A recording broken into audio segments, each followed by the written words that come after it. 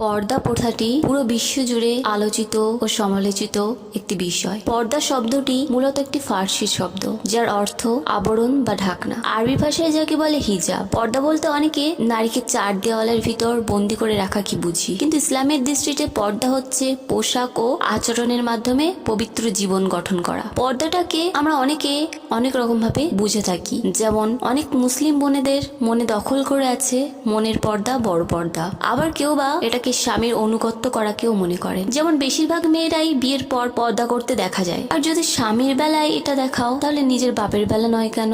আর পাশ্চাত্য সভ্যতায় বিশ্বাসী যারা, তারা আবার মনে করেন সভ্যতার উন্নতির পথে বাধা, নারীকে সমস্ত অধিকার থেকে বঞ্চিত করে রাখার প্রচেষ্টা। কথা হচ্ছে, আল্লাহর কোন সৃষ্টি বেপর্দা নয়। এই পৃথিবীর পর্দা নীল আকাশ, এই জমিনের সাথে আছে সাগর মহাসাগর, তাদের নানা জাতের নানা আকারের মাছ, তাদেরকেও আল্লাহ রেখেছেন পানির পর্দা দিয়ে। জন্তু জানোয়ারকে যেমন দিয়েছেন বনের পর্দা দিয়ে। কোনো ফল এমনও নেই যে ফলের পর্দা নেই। এইভাবে গোটা সৃষ্টি পর্দা দ্বারা আবৃত।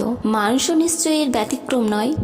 পর্দাটা আসলে কি? ইসলামের দৃষ্টিতে পর্দা হচ্ছে পোশাক ও আচরণের মাধ্যমে বিশুদ্ধ জীবন গঠন করা। পর্দার মূল কথা হচ্ছে পুরুষের সামনে নারীর ত্বক, রূপ, লাবণ্য প্রকাশ না করা। আচ্ছা, এই সমাজে বসবাসকারী মানুষের মধ্যে পর্দার এতই বা রূপভেদ কেন? আর কেনই বা মানুষের চিন্তাধারা এত অমিল? আসুন দেখি। আমাদের সমাজে এই বেশিরভাগ অর্ধনগ্ন নারীর দিকে তাকাতে তাকাতে আমরা অভ্যস্ত হয়ে গেছি এবং ভুলে গেছি পর্দার আসল রূপ। এই কর্পোরেট দুনিয়ায় সেই সব প্রতিষ্ঠিত নারীদের দিকে তাকালে সাধারণ নারীদের মনে একটা প্রশ্ন থেকেই যায় যে পর্দা কেরিয়ার গঠনে প্রতিবন্ধকতা সৃষ্টি করছে না তো? নারীকে বন্দি করে রাখছে না তো? নারী ক্ষমতায়নের নামে একের পর এক আন্দোলন লেগেই আছে। এখন তো আবার রাস্তায় পুরুষ যেভাবে খালি গায়ে হাঁটতে পারে, ঠিক তেমনি নারীরাও শরীরের উপরিভাগ খোলা রেখে নির্দ্বিধায় রাস্তায় বেড়াতে পারে, সে আন্দোলনও তারা করছে। আর এখনকার বোনেরা যদি পর্দাটা করেও, তবে সেটা হয় চিপা চাপা জামার সাথে জিন্স পরিহিতা এবং তাদের মাথায় অনেকের থাকে ডিজাইনের হিজাব পেঁচানো। আবার এখনকার মুসলিম বোনেরা এভাবেও পর্দা করে, যেটা হয় শুধুমাত্র নামাজ ও রোজার ক্ষেত্রে। আমাদের সমাজে নারীদের মধ্যে পশ্চিমা সংস্কৃতির চর্চা ব্যাপকভাবে বেড়ে গেছে। তাদের তৈরি যে কোনো স্টাইলিশ পোশাক এখন জনপ্রিয়তার শীর্ষে।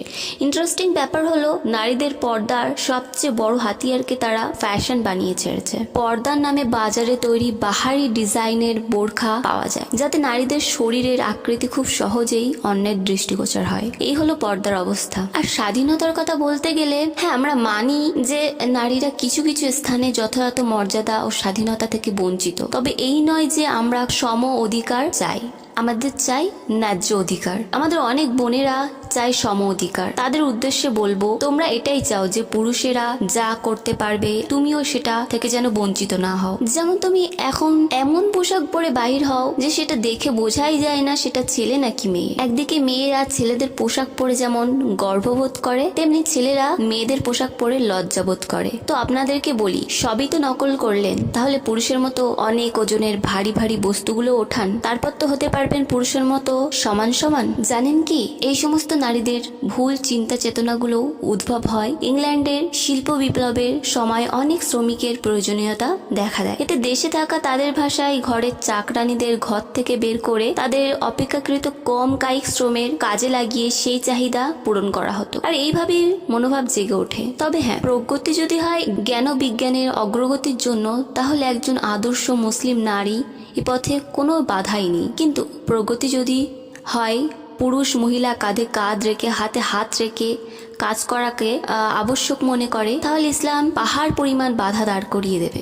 সুতরাং ইসলাম নারীকে চার দেওয়ালে আবদ্ধ করে রাখে না। শুধুমাত্র পর্দার ভুল ব্যাখ্যার কারণেই অনেকে পর্দাটাকে বন্দিত্ব মনে করি। মেইন কথা হচ্ছে, নারীরা সমস্ত বৈধ কাজে অংশগ্রহণ করতে পারবে, তবে সেখানে পুরুষের তেমন সান্নিধ্যের সুযোগ থাকবে না। আর বাইরে যদি একান্তই কাজ করা লাগে, তাহলে দেখতে হবে যাতায়াতের পথে কোনো রকম ফিতনা বা ইসলাম বহির্ভূত কোনো ঘটনা যাতে না ঘটে, সেদিকে খেয়াল রাখতে হবে। অনেকের ধারণা মেয়েরা যেভাবেই থাকুক না কেন ছেলেদের দৃষ্টির সমস্যা। তাদের কাছে মনে হয় যে পোশাক যতটা না যাই, তার চেয়ে বেশি যাই নিচু মানসিকতা। আমি বলি, মানসিকতা কখনো এমনি এমনি তৈরি হয় না। মানসিকতা তৈরি হয় পরিবেশ থেকে। বর্তমানে পরিবেশটা এমনই যে ফেসবুকে মেয়েদের উলঙ্গ ভিডিও, ইন্টারনেট ঢুকলেই সেখানে উলঙ্গ ছবি, রাস্তাঘাটে বের হলে সেখানে সেখানেও মেয়েদের অর্ধ উলঙ্গ পোশাক। এত কিছুর পরও মানসিকতা স্বাভাবিক থাকবে কিভাবে? আপনারা মানসিকতা দোষ দেওয়ার আগে সুন্দর মানসিকতা তৈরি হওয়ার মতো সুন্দর পরিবেশ তৈরি করুন। পোশাক পরিবর্তন করুন, মানসিকতা এমনিতেই পরিবর্তন হয়ে যাবে।